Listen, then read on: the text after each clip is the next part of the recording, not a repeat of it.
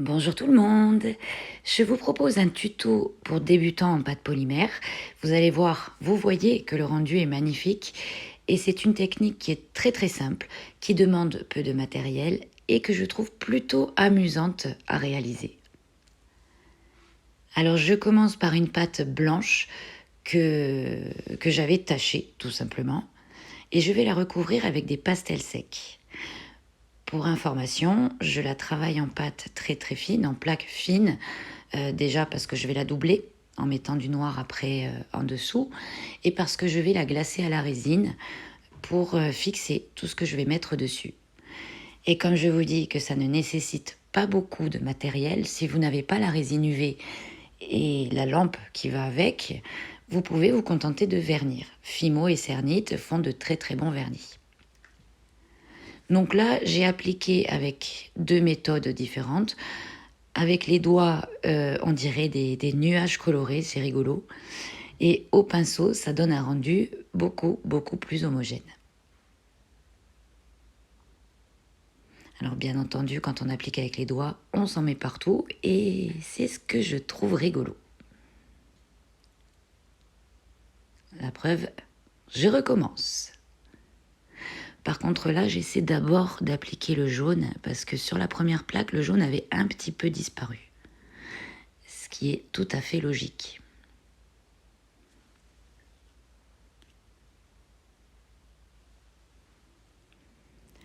Alors une fois que ces plaques sont faites, colorées, je refais une plaque de noir très fine.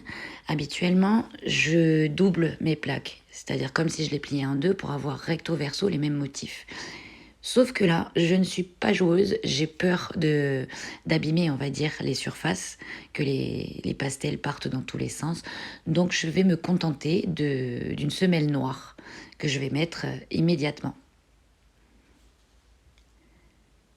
Pour bien souder les deux plaques, forcément je vais passer le rouleau dessus, mais pensez bien à mettre du papier cuisson, sinon vous risquez d'étaler et de continuer de mélanger un petit peu les poudres de pastel.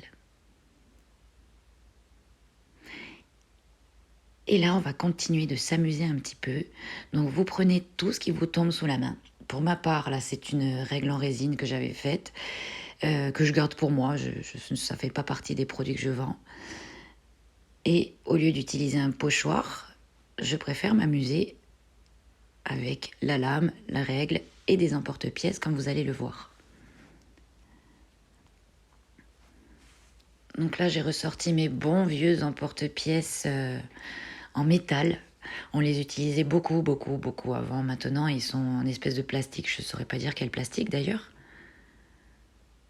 Et ceux d'aujourd'hui ont des découpes quand même beaucoup plus jolies, légèrement bombées.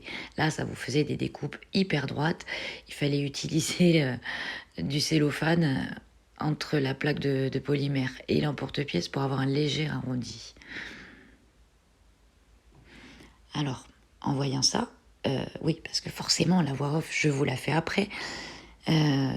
Essayez de faire des tests d'abord, parce que cet emporte-pièce blanc, ça n'a pas donné ce que je voulais. Donc, je suis bien contente de ne pas l'avoir appliqué. Et je retourne encore une fois à mes vieux emporte-pièces en métal. Je ne sais pas ce que vous en pensez, moi je trouve ça très sympa à faire. Et les plaques sont déjà très prometteuses. Voilà, il y a de jolis graphismes, de très belles couleurs. C'est parfait pour les boucles d'oreilles de cet été. La forme que je suis en train de découper n'apparaîtra pas dans le résultat final, tout simplement parce que je l'ai fait en 2 exemplaires. C'est une cliente qui me demande cette forme de boucle d'oreille en coloré. Elle l'a déjà en marbre et or et blanc qu'elle m'avait acheté en décembre, et elle les veut en coloré. Donc je ne vais pas les mettre à la fin. Là, vous voyez, je ne sais pas si vous voyez bien, la pâte, elle est hyper souple. Déjà parce que Cernit, c'est une pâte qui est assez souple. Et puis, au moment où j'ai fait ces plaques, hier, il faisait particulièrement chaud. Donc j'aurais voulu tester une technique que je vois beaucoup en ce moment.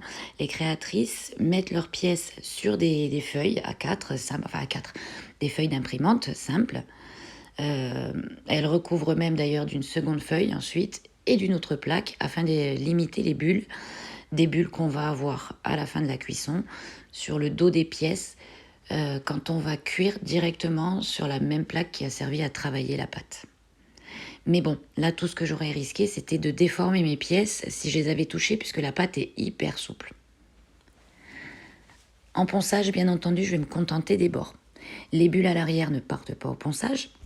Et si je ponce le dessus des pièces, forcément, je vais enlever le pigment et l'acrylique. Je perce systématiquement mes pièces avant de glacer à la résine.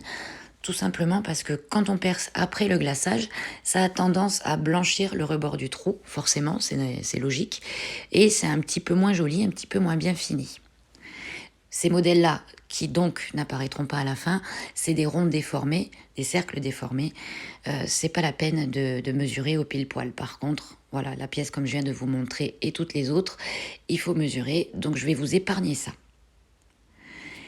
Et pour ces fameuses bulles qu'on a après la cuisson au dos des pièces, vous avez l'option feutre à alcool, Pro Marker. Alors on voit pas bien, je crois que l'image, je l'ai retournée, elle est un petit peu réduite. Ou du Posca. Personnellement, je n'ai pas de préférence. Les deux sont bien. Ça, c'est à utiliser si on vernit ou si on glace à la résine. Sinon, sur le long terme, ça ne tiendra pas. Et je n'ai fait que le dos. Habituellement, je fais aussi le tour au feutre, mais je trouve que le fondu du noir jusqu'à la couleur est assez sympa. Alors là, on a les puces. Sur les puces, j'ai un précollage avec une colle glu simple. La première qui me tombe sous la main quand je fais mes courses.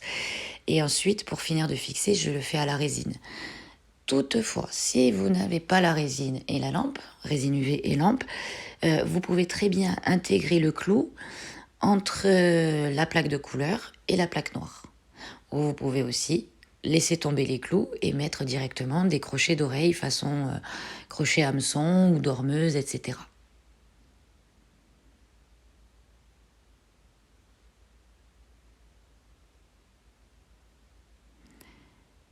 Et hop, en catalyse. La catalyse, je la fais pas longtemps parce que tout simplement les beaux jours arrivent, je ne monopolise pas la lampe et après ça passe au soleil. Pas longtemps, attention, tant que le soleil n'est pas trop violent. Quand il sera violent cet été, je ne le ferai pas.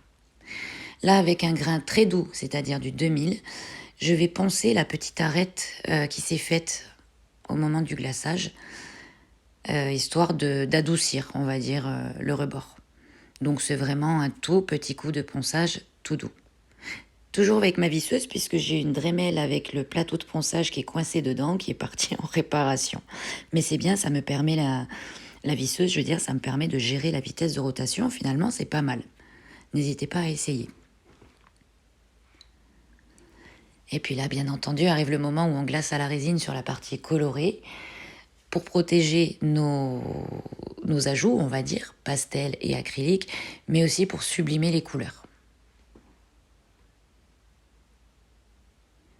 Alors, je ne sais pas si vous allez voir, quand je passe en accéléré, j'ai une des puces, alors la deuxième en partant de la gauche, en haut, qui fait un salto avec le principe de la tartine beurrée qui ne tombe que sur le côté beurré.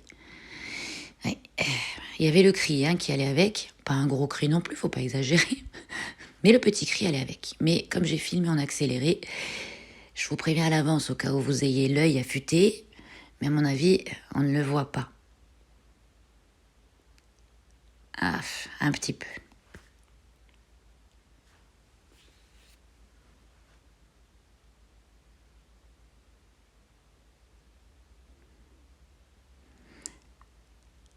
Alors là, vous voyez que je compte, enfin je sais pas si vous captez, je compte les gouttes. Tout simplement parce que quand je fais des boucles d'oreilles, j'aime bien que les deux boucles aient la même épaisseur. Et tant qu'à faire, le même poids, le plus léger possible, bien entendu. Donc ça me permet de mettre la même quantité sur les deux pendentifs d'une même paire.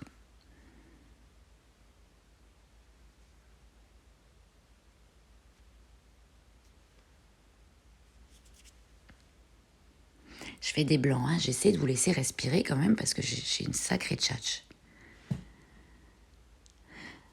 Bon, on va commencer par les montages les plus simples, c'est-à-dire là où il y a la puce et le pendentif. Moi, j'utilise des anneaux, alors c'est toujours de l'inox. Les crochets, les clous sont en inox ou laiton hypoallergénique, pardon, systématiquement. Et j'ai trouvé de jolis anneaux torsadés en inox. Je trouve que ça donne encore un petit plus à la finition des bijoux. Alors là, j'ai trouvé, enfin, parce qu'on m'en demande souvent, j'ai enfin pris la peine de chercher des crochets d'oreilles pour les oreilles non percées. Alors malheureusement, j'espère que vous regardez sur un ordinateur parce que du coup l'image est assez petite. J'ai trouvé 3 modèles différents. Ces 2 modèles-là sont pas mal. Et si je ne dis pas de bêtises, voilà, le 3e modèle, il est sur une paire que j'ai déjà montée. Et ce qui est de bien, c'est que vous avez une sorte de vis à l'arrière qui va vous permettre de régler le serrage sur le lobe de l'oreille. Voilà, c'était la petite parenthèse. J'ai trouvé des apprêts qui me plaisent. Alors quand même, il faut tester. Parce que, on le sait, sur les clips, on ne peut pas mettre de pièces lourdes. Et quand je dis lourde, même à 4 grammes, des fois c'est dur. Alors regardez-moi cette tête des grands jours. Ça tourne, hein? N'empêche, ça tient. Pour oreilles non percées. Ici, j'ai eu un petit souci. Même si j'ai découpé sur la même plaque, j'ai découpé loin l'une de l'autre. Donc on ne retrouve pas les 2 mêmes couleurs. Ce serait quand même dommage de jeter. Et ben ça finira avec 2 sautoirs. Voilà, sur une paire de boucles d'oreilles, ça serait pas joli du tout, puisque là, on n'a carrément pas les mêmes couleurs. On est dans les verts légèrement jaunes sur l'une et vert rose sur l'autre. Et va venir le grand moment d'hésitation. Parce que moi, j'aime bien mettre des petits ajouts sur la chaîne, des perles, des breloques ou autres, asymétriques. J'aime pas quand c'est pile poil pareil. Là, j'hésite entre 2. Mais finalement, je vais opter pour cette espèce de perle ajourée avec à l'intérieur, ajourée en métal, avec à l'intérieur une petite perle en pierre de lave. Voilà, ça donne à peu près ça.